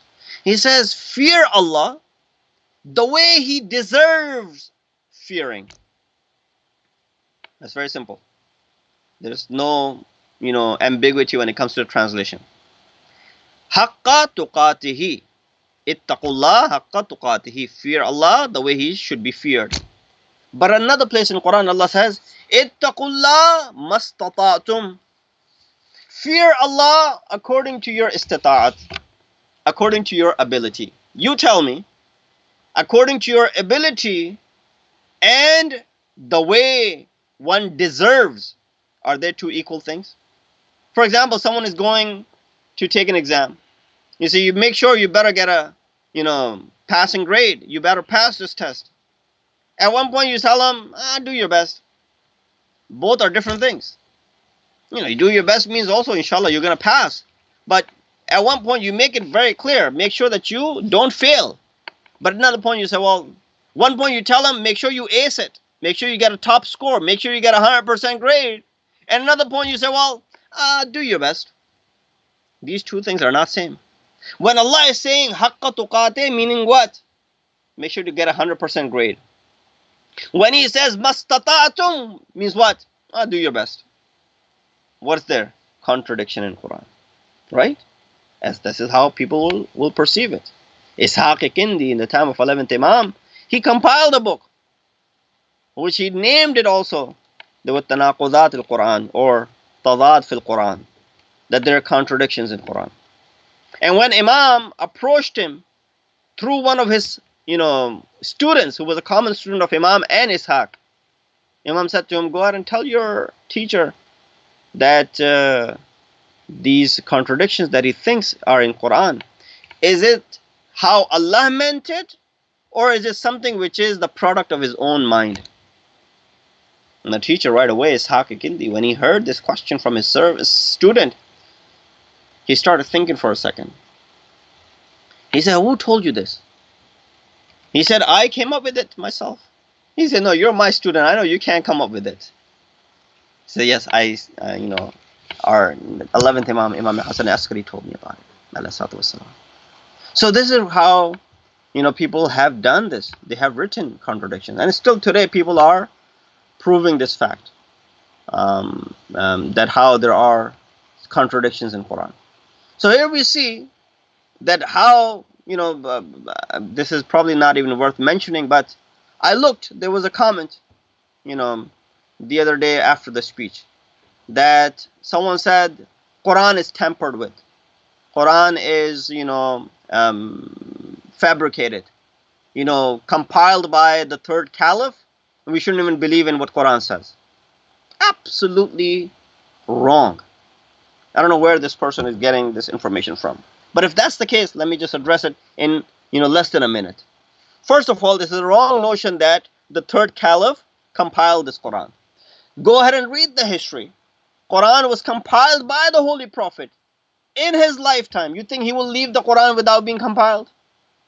Allah, who is trusting the Holy Prophet, He says, Inna anzalnahu fi laylatil qadr. We reveal the entire Quran onto your heart on the night of Qadr, in this month. And then the tanzeel of Quran, inna nazzalna dhikra, that revelation of 23 years, that's the sequential completion of the Quran. So the Quran was between the two covers when Prophet left this world. So who compiled it? Rasulullah did it in his own lifetime. You think he'll leave a Quran which is, not even fully done? What the third caliph did, you might have not read in the history, is that he, by the time he was in power, there were so many, obviously these days you print a book, there are thousands of copies of the book is printed. Back then there weren't any printing presses, so people were, writing the Quran, making copies, multiple copies of Quran. So there were people who have written Quran, those who were Katib Wahi, then they wrote another copy of Quran, they made another copy of Quran, and then the people of Basra came, they wrote another copy of Quran, people of Kufa came, they wrote another copy of Quran, different places people gathered, and so there were so many different written Qurans that were available, and it was needed. Everybody wanted a copy of Quran. It's the book of Allah. Just the same way every single one of us have multiple Qurans at our house. Same Quran, but from multiple printings, multiple translations, for example. So Prophet compiled, and get this notion out of your mind that someone else compiled this Quran. No, Prophet compiled this Quran. And what did third Khalifa do? All he did was, he gathered all of the different transcripts of Quran, put them together, and he said, let's just make one standard transcript. And he destroyed the remaining copies, and he made one to be standardized, and that's why there's the script of Uthman Taha, and that's the script that is usually followed. He did not compile the Quran. It's the wahi of Allah. Inna nahnu nazzalna dhikra wa inna lahu lahafidhun. I'll inshallah talk about this tomorrow, that how Allah has protected this Quran from fabrication. You'll be amazed that how this protection is done. We can't even imagine and fathom it. So that was something that I wanted to clarify. So, is there a contradiction when Allah says, fear Allah the way He deserves, and fear Allah according to your ability? Again, if we think about it from our own minds, we'll say, yes, there's a contradiction in Quran. But when we look at it from the perspective of a ma'asum, oh ma'asum, can you explain, how do you put a parallel between these two ayat? While one is saying, fear Allah the way He deserves, the other one is saying, fear Allah to your best. Imam says, when he says, ittaqullah mastata'tum, it means get on the path of taqwa. When it says, ittaqullah haqqa tuqatihi, means that's your destination. There's no tazad. There's no contradiction. One is referring you to the destination, haqqa tuqatih. The other one is telling you, remain on the path, which is mastata'tum. Do your best. Continue to be on this path. You will find a lot of obstacles on the way, but remain steadfast. And eventually, you will arrive at your destination. And you saw that there isn't any contradiction in Quran. Third example of this, and inshallah I will take rukhsat from you and I'll bring it towards the conclusion, that how the ayat of Quran, this ayat of Quran, where Allah subhanahu wa ta'ala references to Jahannam. You know, there's an ayat in Surah Qaf, chapter number 50 of the Holy Quran, where Allah subhanahu wa ta'ala mentions in reference to Jahannam. He speaks to Jahannam and he says, Halim tala'ati, O Jahannam, are you filled? And the response that the Jahannam gives, Hal min mazid, are there more that you want to send toward me? Send more. You know, there's more room in me. If you want to send more, yes, there's more room. I can take more. Jahannam will respond. So ayah number 50 from Quran, Surah Qaf, says, Allah tells the Jahannam while He's pouring in these criminals into it, Halim talati. And the Jahannam responds by saying, Hal min mazid. If there are there more? Are there more? Sort of like, you know, you ask someone, is there room in there? You say, well, are there more people? What is the response when it says, are there more people? That means, yes, let them come in. There's more room. And then, of course, there's this riwayat in Bukhari where Allah will then put His foot into the Jahannam and then it will be filled. But this is where Jahannam is what? It's a vast, huge, humongous place. Allah had to build a big place because a lot of people are destined to this Jahannam. So it's a very, very vast and a big and humongous place. That's one established fact in Quran. But then another place, when referencing Jahannam, Allah says, Makanan dayyaqa. Jahannam is a very tight, zayyaq, tight place. So hold on a second. I spot a contradiction in Quran. Tazad. At one place it says, Halim talati. At one place it says, Makanan dayyaqa. At one place you say, well, this place is very wide and big. But on the same sentence you say, well, you know, this place is very small. How can it be very big and small at the same time? Well, if you've studied logic, you know, apple is bigger than grapes, but apple is smaller too in comparison to watermelon, for example. You know, they usually give this example in Mantiq. So one thing could be big in reference to, obviously relatively speaking, to another object, and it could be small in relation to another object which is bigger to it. But here that's not the case. Jahannam is not being compared with Jannat over here. That's not the comparison that is being done. In one ayat it says it is vast, and in one ayat it says that it is makanan dayyaqa. It's a very tight place. How do I explain this? Example that Ayatollah Qaraati, Sahib al-Tafsir al-Nur, he gives this example. He said, imagine you have a wall and someone tells you, here's a box of nails. See how many nails can you punch into this wall. So it's a huge wall. Thousands of nails can go into this wall. Because how big is a nail? Nail is that, it's very small. It just goes right in. You hammer it in and it's disappeared. I can nail all day long and this wall still have more room. I said, yes. You can maybe nail thousands of nails, hammer them into this wall. But when each nail goes inside this wall, what is their condition like? They're very tight. And because they have been nailed into this concrete, or they've been nailed into this, stud, or they've been nailed into this, whatever this wall is made of. So while it is huge, it can accommodate a lot, but at the same time, it is very tight for each one that goes in. So Jahannam is accommodative to as many people as you could think of, but at the same time, every single individual that enters in it is going to be a very tight place. So we ask Allah subhanahu wa ta'ala that we are not amongst those who will be entering this Jahannam. We ask Allah subhanahu wa ta'ala that, oh Allah, while we are in this month of Ramadan, we're going through these days and these nights which are blessed nights, in which breathing is considered to be ibadat and tasbih, that how is it possible for you to throw us into this fire of yours?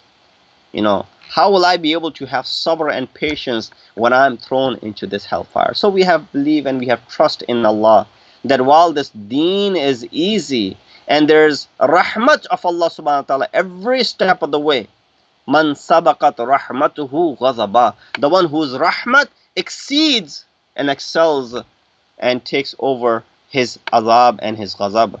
It is, hopeful that Allah subhanahu wa ta'ala will do what? Not treat us with adl. Oh, Allah subhanahu wa ta'ala, treat us with your mercy on the day of judgment. Wa akhiru dawana and alhamdulillahi rabbil alameen. Wa sallallahu ala sayyid Muhammad wa alihi at-tayyibin at-tahirin al-ma'sumin.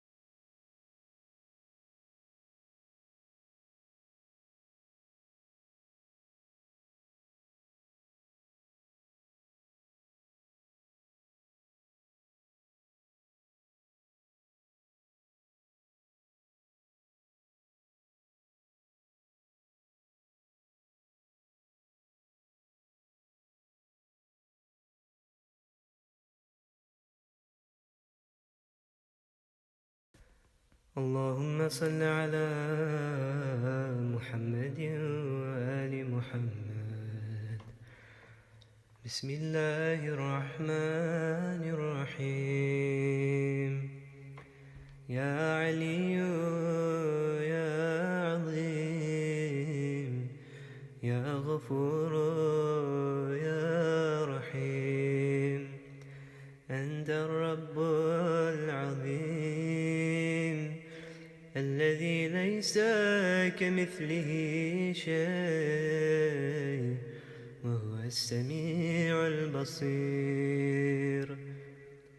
وهذا شهر عظمته وكرمته وشرفته وفضلته على الشهور، وهو الشهر الذي فرضت صيامه علي، وهو الشهر رمضان الذي أنزلت فيه القرآن هدى للناس وبينات من الهدى والفرقان، وجعلت فيه ليلة القدر وجعلتها خيرا من 1000 شهر.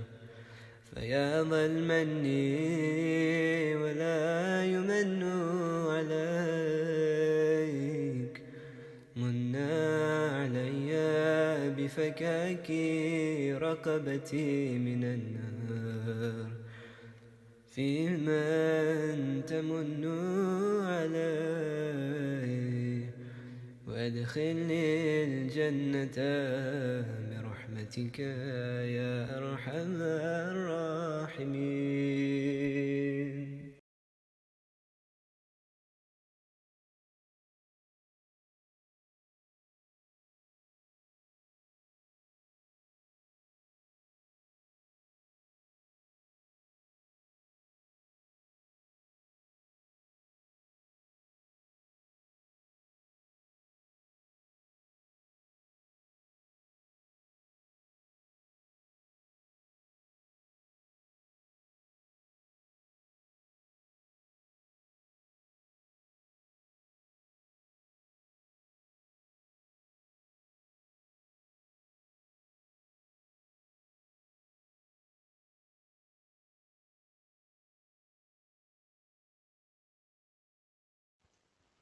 بسم الله الرحمن الرحيم. إن الله وملائكته يصلون على النبي يا أيها الذين آمنوا صلوا عليه وسلموا تسليما. الله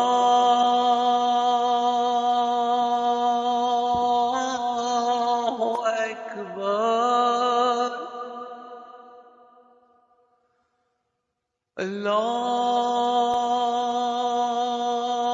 بسم الله الرحمن الرحيم. إن الله وملائكته يصلون.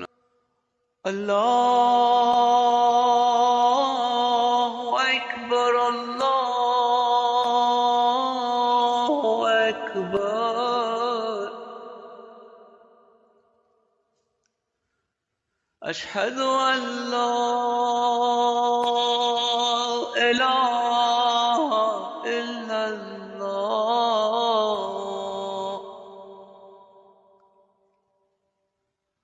أشهد أن لا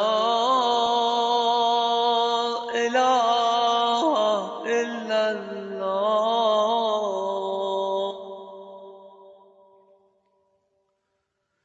أشهد أن محمدًا رسول الله.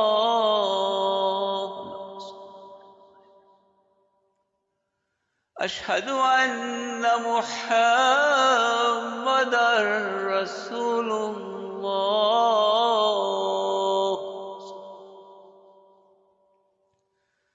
أشهد أن أمير المؤمنين وإمام المتقين عليا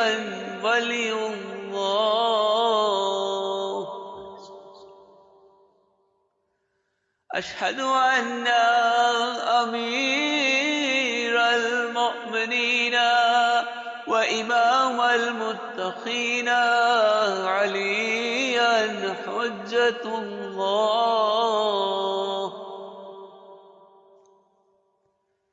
حي على الصلاة حي على الصلاة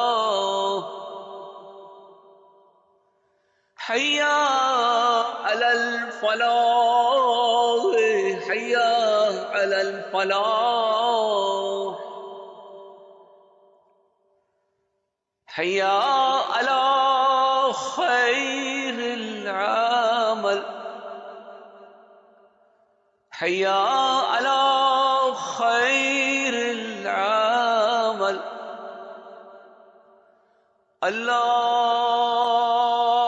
الله أكبر الله أكبر لا إله إلا الله لا إله إلا الله اللهم صل على محمد وآل محمد